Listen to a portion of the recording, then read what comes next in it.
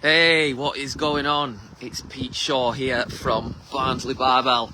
Hope you're having a lovely day. I wanted to check in and share with you part 2 of all the reasons why we fail at our New Year's resolutions, whether that's to lose weight, get in shape, get in the best shape of your life. Maybe it's to get fitter, healthier, stronger, stick at the gym for long enough to see those results that you've been wanting for however many years. And if you caught yesterday's, which was day 1, I actually shared this idea that most of us, you included watching this, put in enough effort and energy to get in results. In fact, we're all deserving of it. You turn up to the gym, you work hard, you cut out, all these foods that you think you shouldn't eat. You cut out alcohol, you stop going out, you stop having takeaways, you do everything, you put all this energy in, and you don't quite get results. And a lot of the time what we end up doing is we beat ourselves up, we throw the towel in, and we end up back at square one, never really staying consistent enough to get results.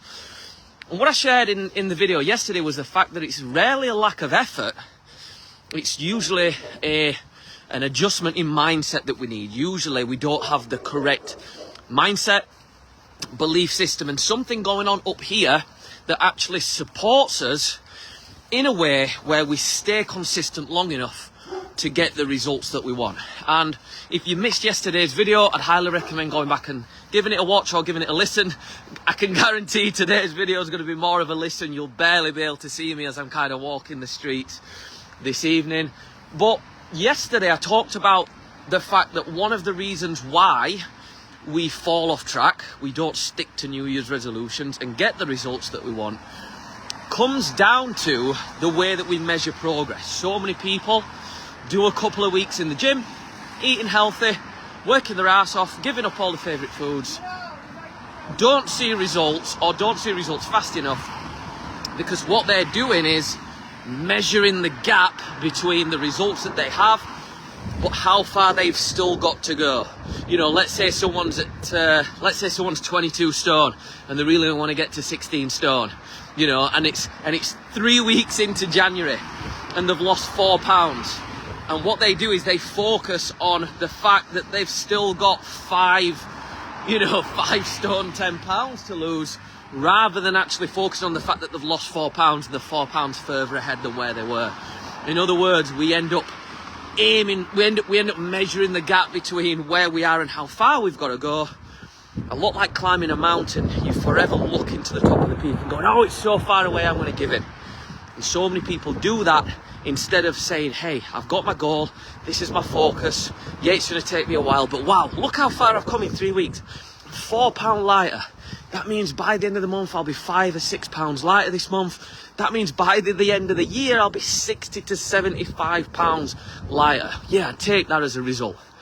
So the second thing, and the reason why I wanted to do today's video, is that another big reason why people don't stick to New Year's resolutions, why people don't get the results they want, and ultimately why we throw the towel in, is because of our ideal, or our idea of how fast we should be able to get results. And this is very similar to yesterday, but it's different in the sense that so many people have this idea that the results are going to come faster. So they go, right, I've started my journey, I've cut out my favourite foods, I'm going to the gym, I'm eating healthy, I'm doing all this activity, I'm spending all this money on personal training and gym memberships and supplements and whatever else. And what they end up finding is that the results aren't coming as fast as they expect. And what you end up with here is you have a difference between what you expect to be true, what results you expect, what you expect to have achieved by now, and then you have reality.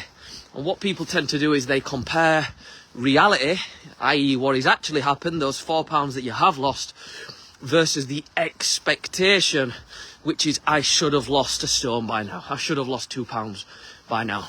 And kind of linked to this is the mistake people make in comparing their results to other people.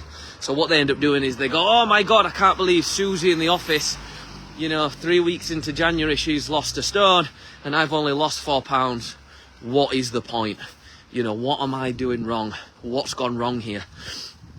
And what we end up doing is we expect to have lost all this weight in no time, And what you've got to understand is a couple of things. Number one is, if it took you the best part of the last 3 years, 5 years, 10 years, last couple of decades to get to where you are right now, neglecting your body, neglecting your health, not taking care of yourself, and, you know, maybe that weren't through any particular, you know, malice of your own. You may be busy raising a family or running a business or whatever, but at the end of the day, your body's a little heavier, a little more out of shape than you'd like it to be, and ultimately, you've now got to do what it takes to get in shape. Now, if it's taken you the past decade of no exercise and eating rubbish and having takeaways and not having enough fruit and veggies for you to get to where you are, then why would it take, you know, January to undo all of that?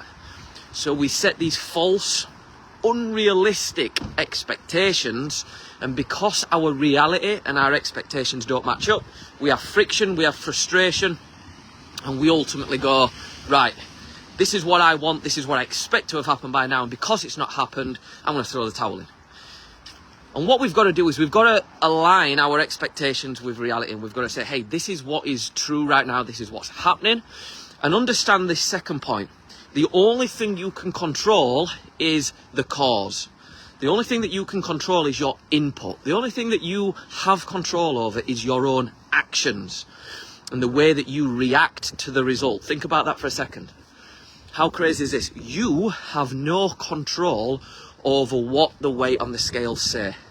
And you might go, Pete, that's bullshit. I can eat a load of food tomorrow and the weight will go up. I can starve myself for a week and the weight will go down. Yeah, well, that's true.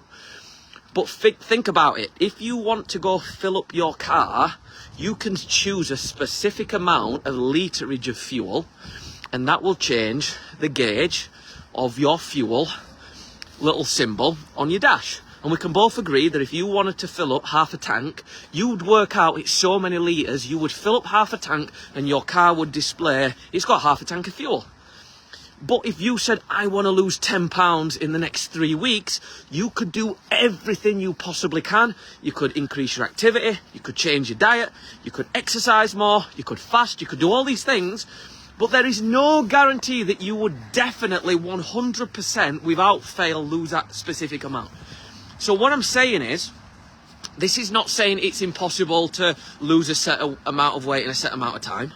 It's me just saying that a lot of the time we set these wild expectations for ourselves from numbers we've pulled out of our backsides, and when we don't actually, you know, achieve the result we expect to achieve, we throw the towel in. How many times have you worked your ass off, you've gone hungry, you've sweated away in the gym, you know, you've gone to bed feeling hungry, you've cut out your takeaways, you're not having, you know, any booze, you've gone dry January, you know, you're literally doing everything you can, bells and whistles, you've taken up swimming, you've taken up running, you're fasting, you've had no chocolate, you're drinking no wine, and you get to the end of the week or you get to the end of the month, you step on the scales and you've seen zero progress, or you've lost a couple of pounds. And you think, oh my God, I've been ill, laid in bed for 3 days and I've lost more weight than this. What is the point? You know, like I said earlier, you see Sally in the office and she's, you know, gone to Slimming World a couple of days and she's gone to the gym a couple of times this month and the weight's dropping off of her. And you think, what's the point?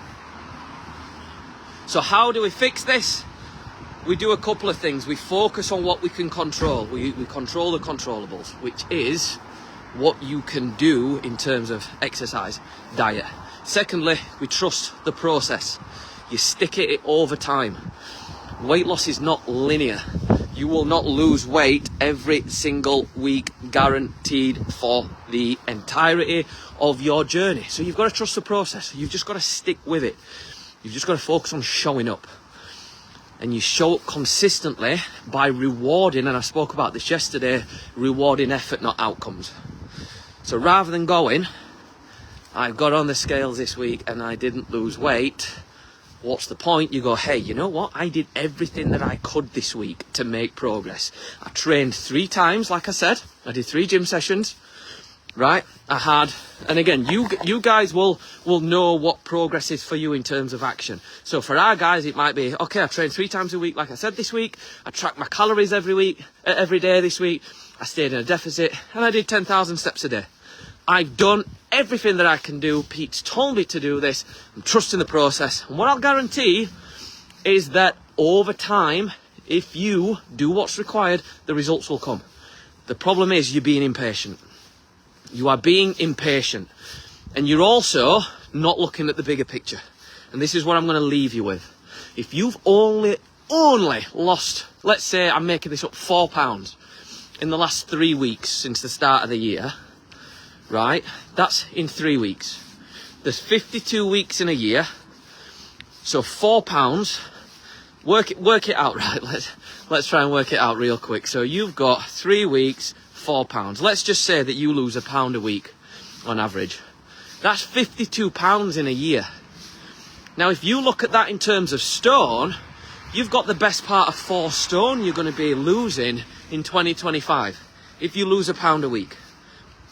So what you've got to understand is, yeah, you might not be losing it as fast as you want to lose it, but stay consistent, trust the process, stay the course, you'll get the results that you want. So far in 2 days, here's what we've covered. It's your mind that you have to work on more than your body. How do you do that? You can read books, you can watch YouTube videos. Part of our community at Barnsley Barbell, I'm always drilling our guys into changing the way they think. Mindset matters most. Every single action that you take comes from your behaviour. Behaviours are controlled by feelings. Feelings are controlled by thoughts. Change the way you think, change the way you feel, change the way you behave, change your actions, change your results. So what we've covered is, I started with that yesterday, the power of mindset. Then we spoke about the fact that too many people are so focused on measuring the wrong way. If you start measuring, right, the difference between where you are now and where you started, i.e. the progress you've made, you'll build momentum. If all you do is focus on the gap between where you are and where you've still got to go, you will ultimately feel negative feelings because you'll think, oh my God, this is so far away. My goal's so far away, I'm never going to achieve it. So measure backwards, check out how far you've come. Stop measuring your progress based on just weight loss. Go with how much better you feel mentally, how much more confidence you have. Are your clothes fitting looser? Are you sleeping better? Are you in a better mood? Are you a nicer person to be around? Are you more patient around your friends, your family, your kids, and so on and so forth? And ultimately, what you'll tend to do is you'll tend to start measuring progress in better ways. You'll stay consistent for longer. And then, of course, what we've covered today, lower your expectations or just remove them entirely, and ultimately control the controllables. Focus on what you can control and disregard everything else. Show up with consistency. Trust that it'll work if you do the work. Cool, that's all I've got for you. Hopefully the last couple of days have been helpful. Join me back tomorrow for day 3, where I'm going to be covering something super important. If you are keen, if you are committed to sticking to those New Year's resolutions and creating phenomenal results in your life, come back tomorrow and I'll share a few more little insights for you then. Have an amazing day, have a great evening. Catch you soon.